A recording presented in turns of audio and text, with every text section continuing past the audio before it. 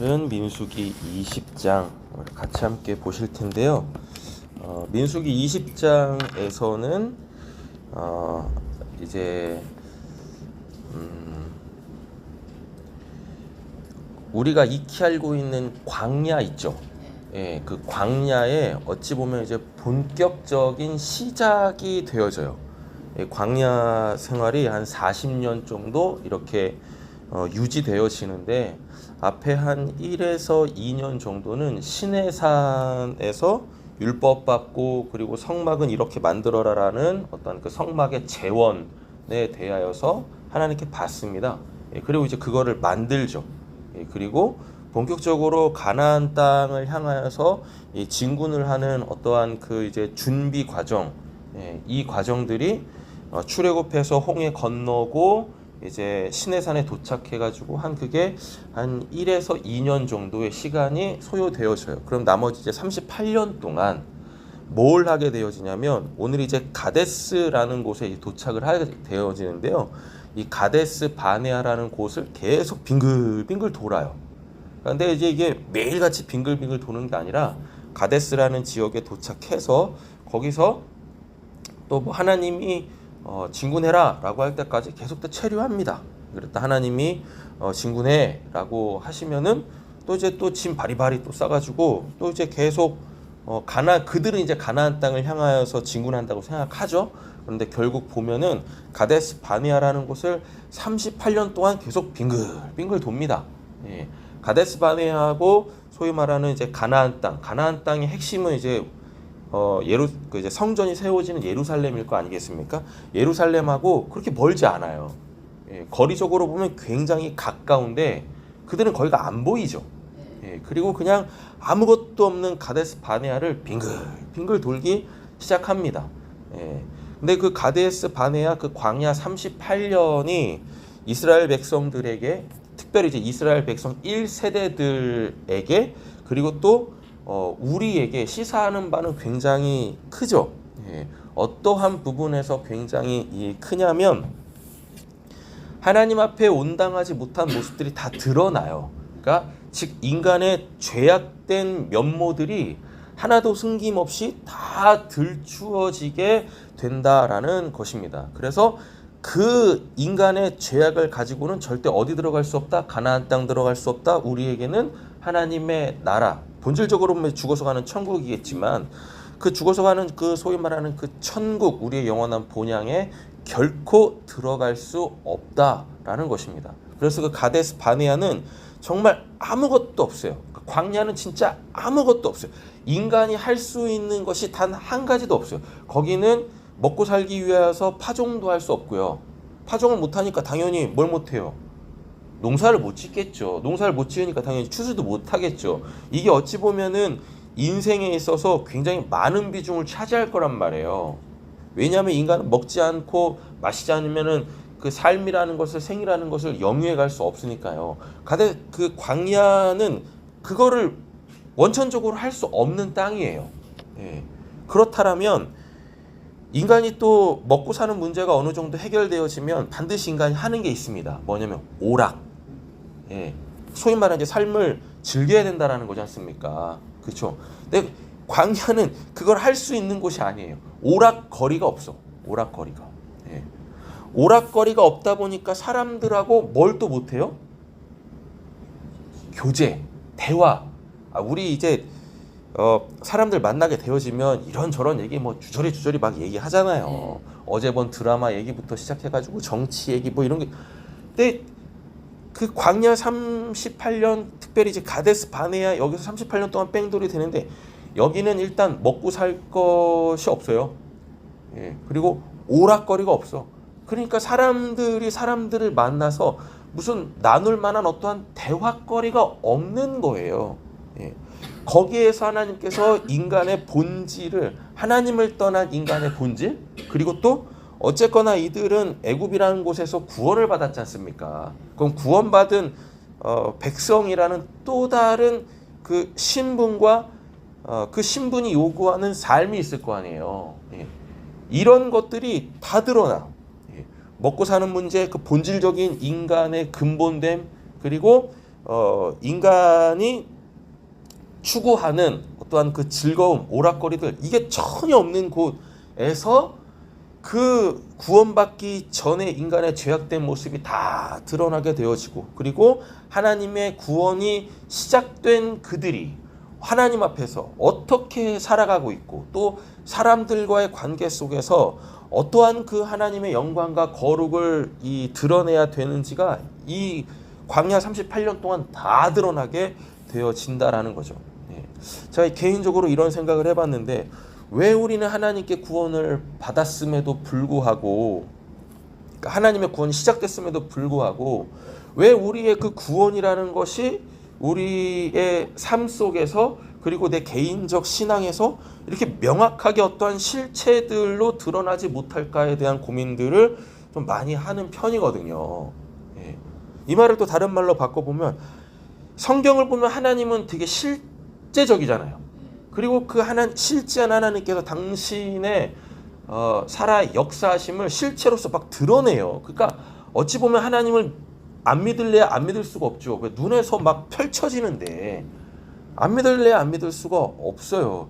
근데 왜 성경은 그렇게 하나님의 실존을 실제와 실제로서 막 드러내는데 우리의 삶에서는 그러지 않을까?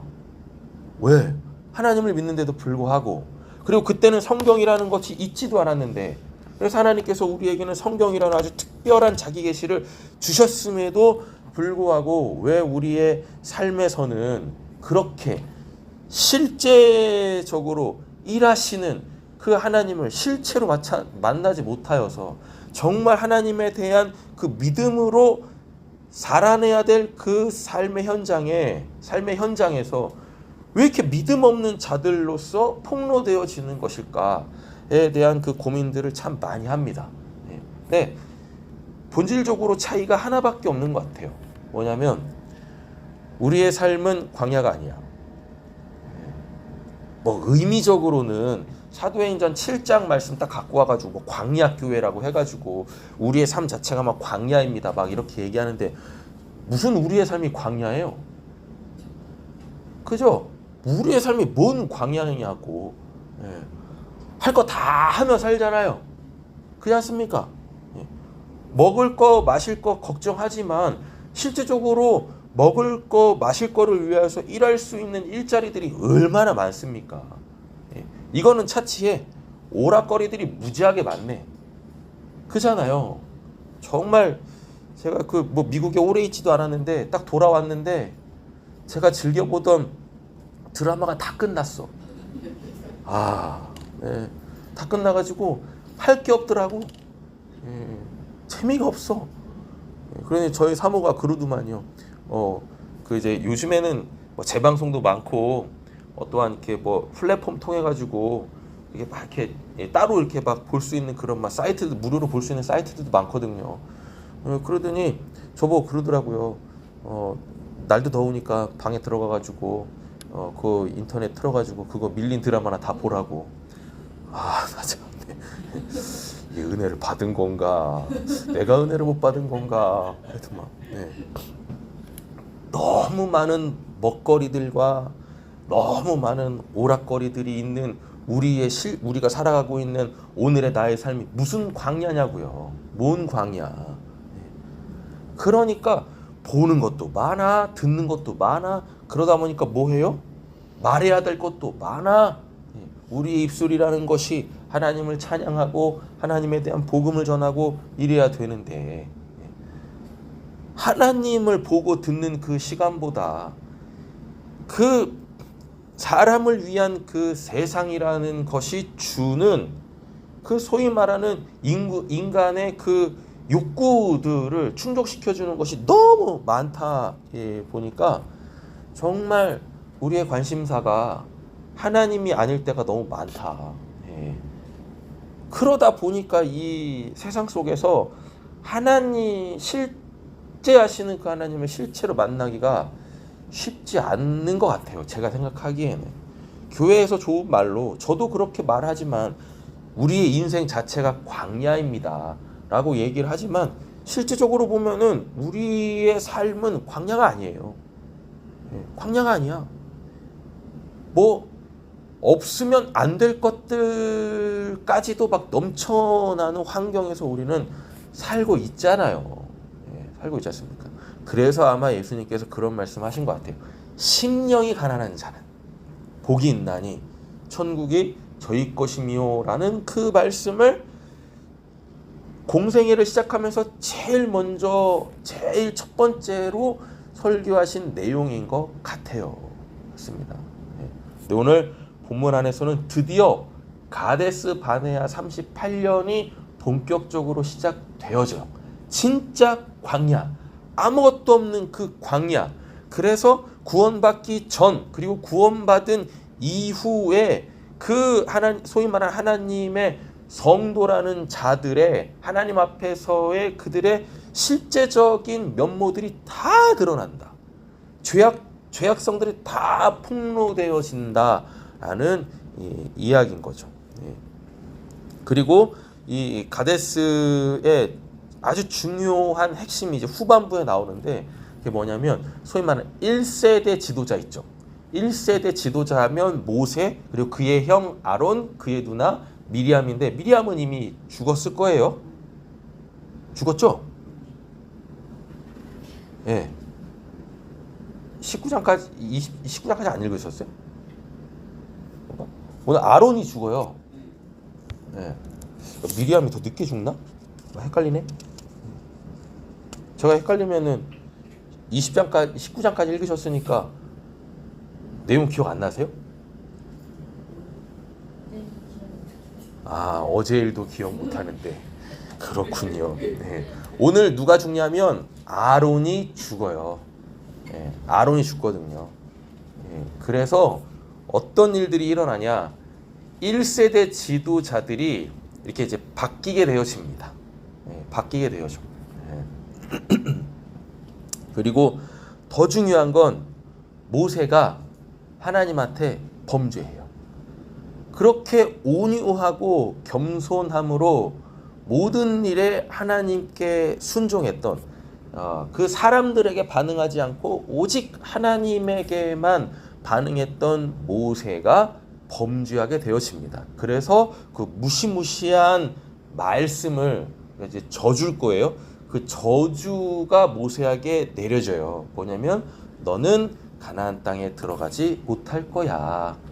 라는 그 저주의 말씀을 받게 되어집니다. 저주라고 하면 우리가 이제 부정적인 그 느낌이 이제 확 오는데 저주라는 것은 하나님의 말씀에 매이는 거예요. 그러니까 하나님의 말씀이 나의 순종 불순종 이거와 상관없이 그냥 이루어지는 것. 하나님 편에서 일방적으로 이루어질 수밖에 없는 그 말씀이 탁 던져져서 내려져서 그 말씀에 내가 옴짝달싹 못하게 딱 묶여버리는 이걸 저주라고 해요. 그래서 자꾸 우리가 생각하고 있는 그 저주, 예이 죽어버려라 이렇게 부정적인 이미지로 받지 마세요. 그래서 모세가 가나안 땅을 못 들어갔다고 해가지고 모세가 구원을 받지 못한 게 아닙니다. 아니에요. 절대로. 그러나 모세가 저주를 받게 되어진다. 그 말씀에 확 묶여버리게 되어진다. 그래서 모세의 무슨 순종 불순종 앞으로 순종 불순종 상관없이 그냥 이 말씀이 성취되어져요.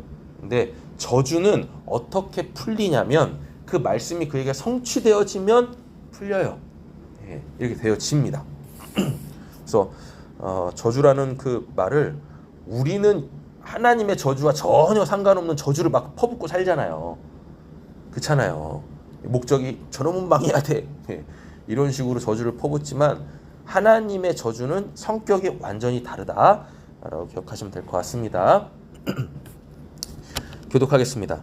첫째 달에 이스라엘 자손 중 온 회중이 신광야에 이르렀다. 백성 가운데에서 백성은 가데스에 머물렀다. 미리암이 거기에서 죽어 그곳에 묻혔다.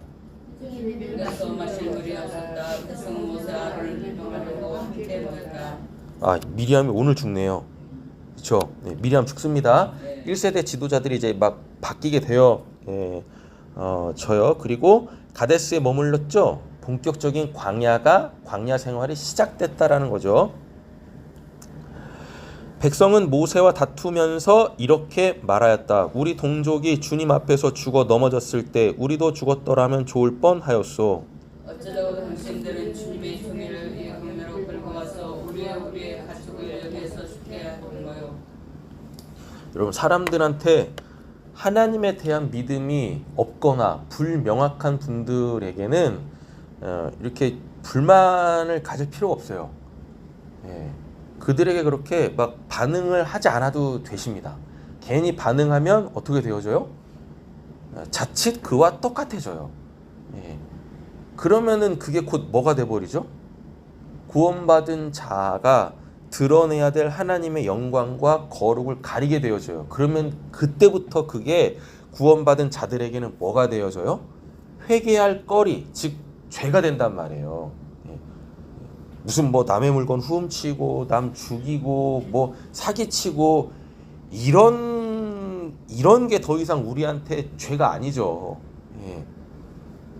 어떤 사람이 그런 죄를 짓겠습니까? 하나님 믿지 않는 사람도 그런 죄를 안 짓는데, 그렇지 않습니까?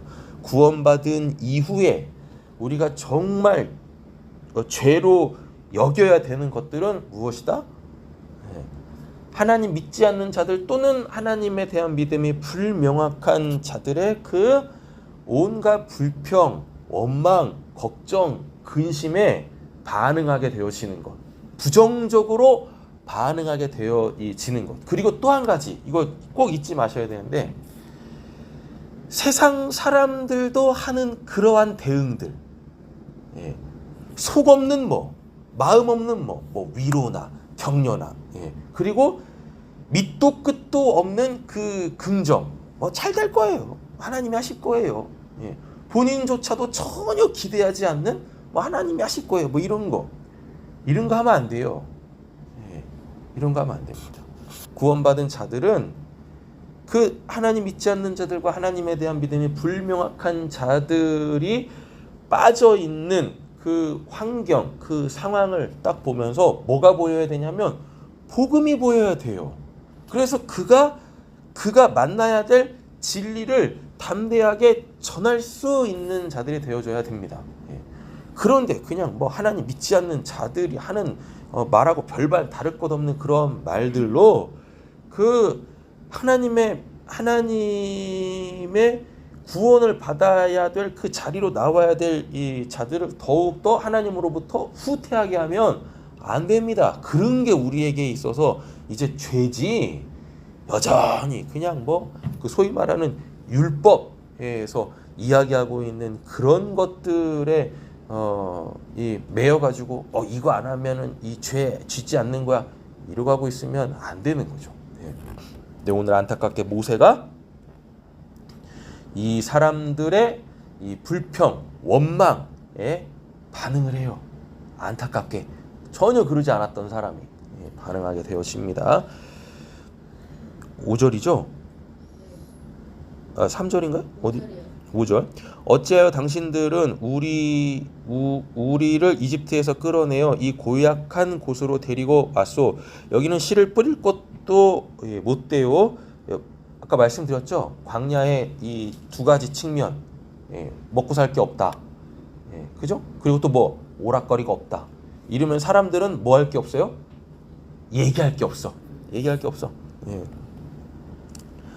무화과 포도도 석류도 없고 마실 물도 없소.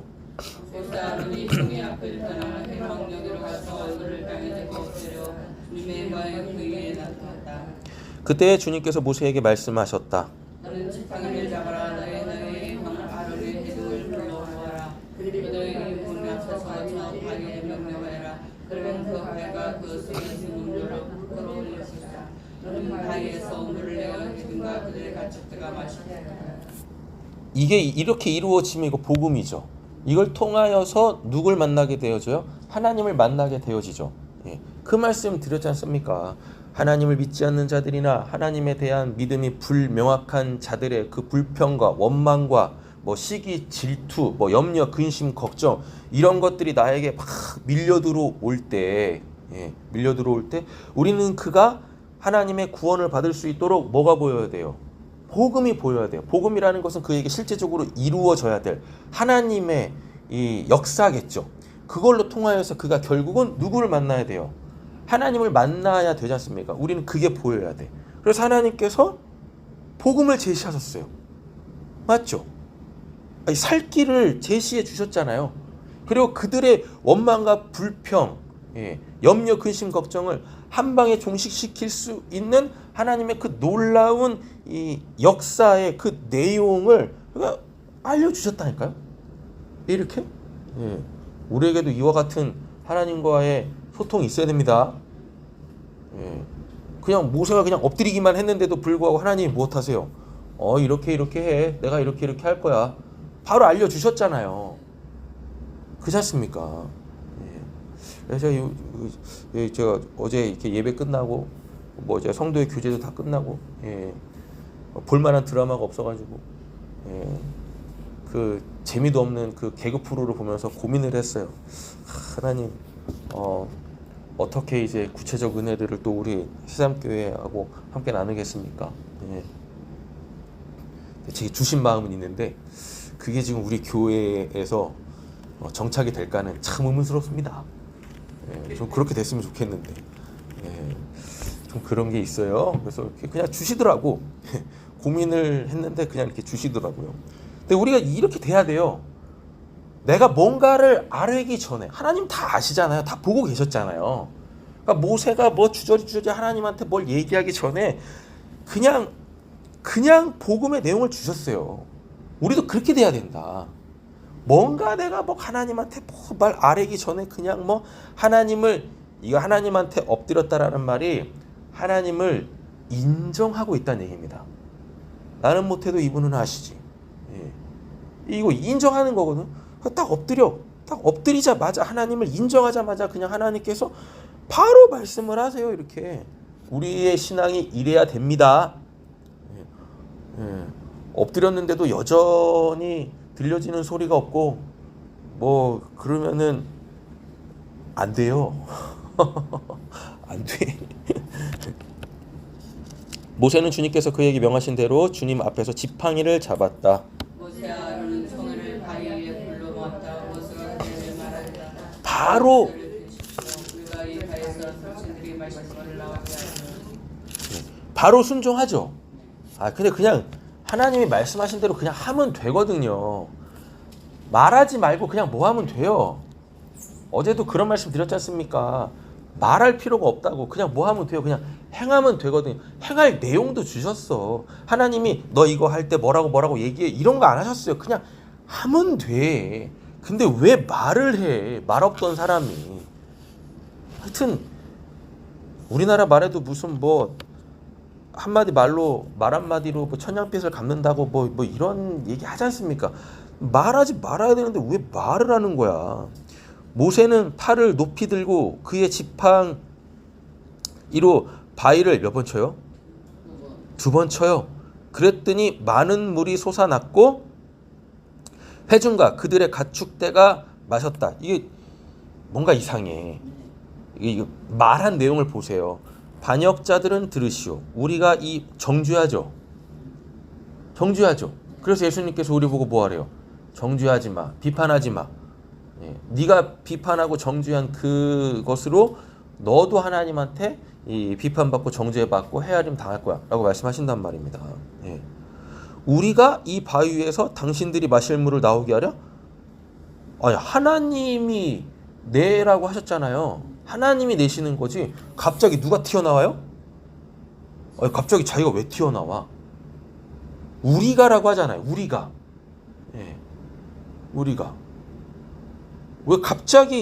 왜 우리가라는 말이 튀어나오는 거예요? 지금까지 다 누가 하셨는데? 하나님이 하셨지 않습니까? 그럼 하나님의 영광만 드러나야지. 그렇잖아요. 왜 우리가 이 바위에서 당신들이 마실 물을 나오게 하오리까? 그래가지고 실질적으로 물이 나왔잖아요. 그럼 사람들은 이거 지금 행하는 건 복음이에요. 복음이 선포되어지면 복음의 수혜자들은 누굴 만나야 되는 거예요? 그 사건을 통해서 하나님을 만나야 되잖아요. 근데 모세가 지금 우리가 이 바위에서 당신들을 마실 물을 내려 할까 바위를 2번 쳤는데 또 하나님께서 그 바위에서 물을 내셨단 말입니다. 그럼 사람들은 그 복음의 역사를 통하여 하나님을 보는 게 아니라 누굴 보겠습니까? 모세를 보죠. 모세가 지금 바위에서 물을 실제적으로 족인들 눈앞에서 벌쳐지고 있으니까 그러니까 이들이 지금 하나님을 못 만나는 거야. 하나님을. 모세가 그거를 가로막아 버렸단 말이에요. 가로막았어요. 지금까지 모세가 이르지 않았단 말입니다. 근데 왜 지금 이 사건 속에서 이렇게 되어지냐고. 왜 이렇게. 하나님만 드러나야 될 그 현장에 뭐가 그렇게 복받쳐 올랐는지, 왜 갑자기 그냥 자기 이름 석자를 딱 내세우냐고요. 내세우냐고. 그래서 이 사건 때문에 어딜 못 들어가요? 가나안 땅에 못 들어가고 모세가 하나님에게 저주를 받게 되어집니다. 12절입니다.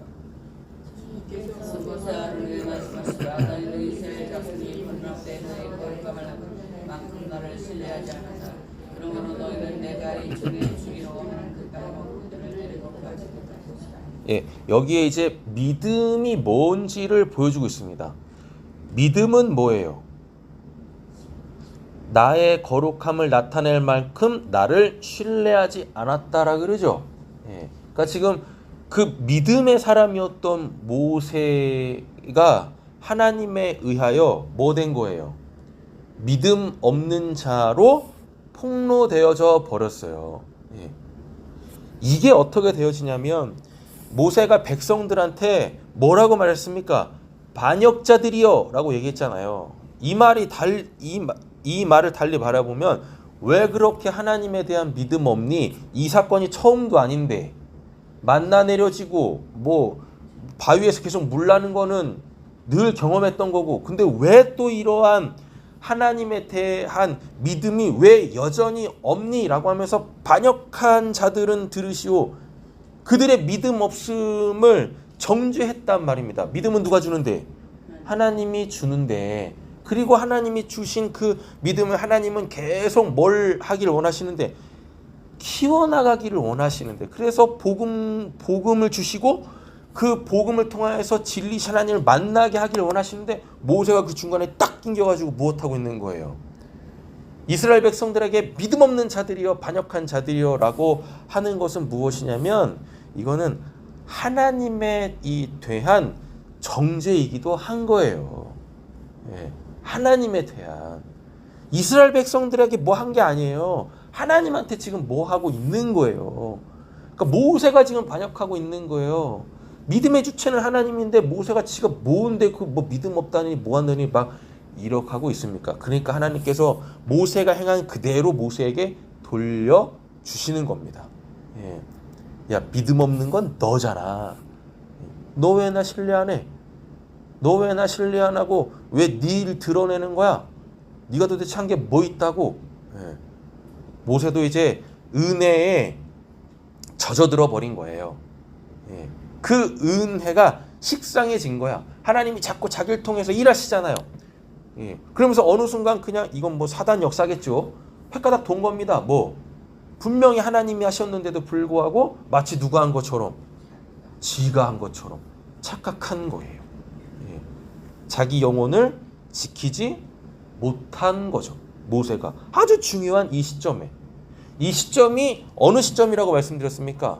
본격적으로 가데스바네아 그 광야 38년이 시작되어지는, 그 드디어 뺑돌이가 시작되어지는, 아마 이건 제 개인적인 생각인데 여기서 모세가 반역하지 않았다면 이스라엘 백성들은 가데스바네아 38년을 거기서 계속 뺑돌이하지 않고 조금만 가면 있는 그 가나안 땅 예루살렘을 들어갔을 수도 있지 않았을까. 전 개인적으로 그렇게 생각합니다.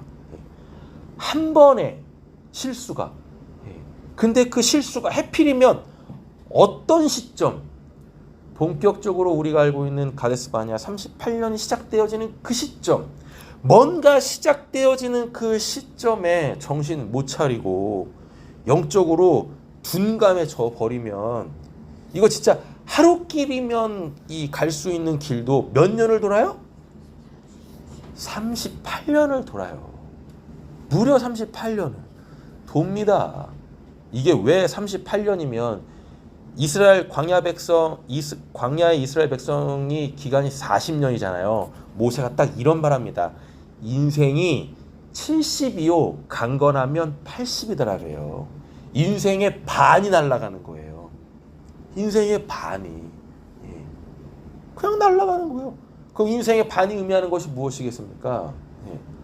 하나님께 구원받고 하나님에 대한 믿음이 키워져 가는 그 시기가 인생의 반 40년이고 그 다음에 하나님에 대한 믿음이 분명해지지 않습니까? 그럼 그 믿음으로 자라서 하나님의 역사를 증거하게 되는 그 복음의 삶이 또 40년이란 말이에요. 이들은 그 모세의 한 번의 실수를 통하여서 복음에 합당한 삶이 완전히 통째로 그냥 날아가 버리는 거예요.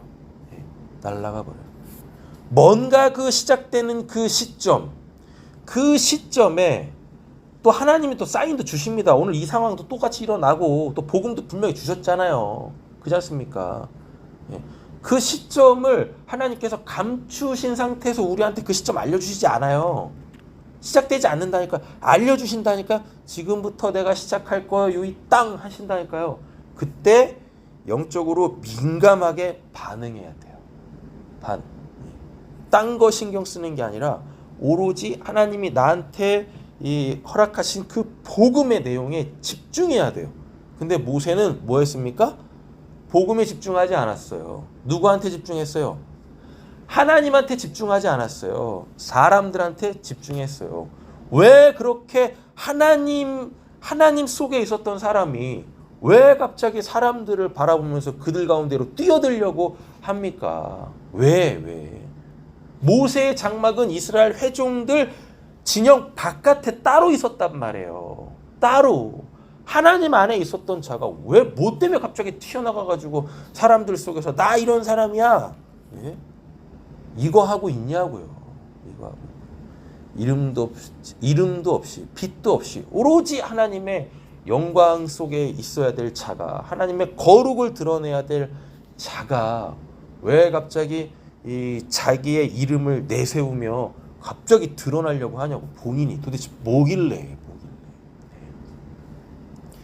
우린 늘 하나님에게 집중해야 할 줄로 믿습니다. 내가 처한 환경이나 사람들이 아니라 하나님, 오직 우리의 시선이 하나님께 고정되어져서 그 하나님으로 오늘도 그냥 묵묵히 내가 행해야 될 그 복음에 합당한 삶으로 하나님께 영광이 되어지고 하나님의 거룩을 드러나게 되어지는 그리고 그 귀하고 복된 하루 되어지시기를 예수님의 이름으로 축원합니다. 내일 14절부터 또 읽어 나가도록 하겠습니다. 시간이 좀 많이 갔는데요. 우리 자녀들 위해서 기도하고 마치겠습니다. 주원이 신원이 위해서 기도해 주시고 코로나 아니고 감기도 아니고 꼭 기도해 주시고 정호 하나님 앞으로 돌아올 수 있도록 도훈이 도율이 도와 유학생활하고 있는 도와 위해서 기도해 주십시오. 태윤이 지윤이 그 신앙의 가장 앞선 자리에 나올 수 있도록 성호 소용이 수호 루나인서 찬이 아진이 인균이 인호 재학이 재림이 볼 수가 없네 얘는 진짜. 홍예지 선생님 대상포진 기도해 주십시오. 오늘 또 만나러 가는데 하나님의 치유의 역사 있게 해달라고 전재원 청년, 하지민 청년 위해서 기도하고 마치겠습니다.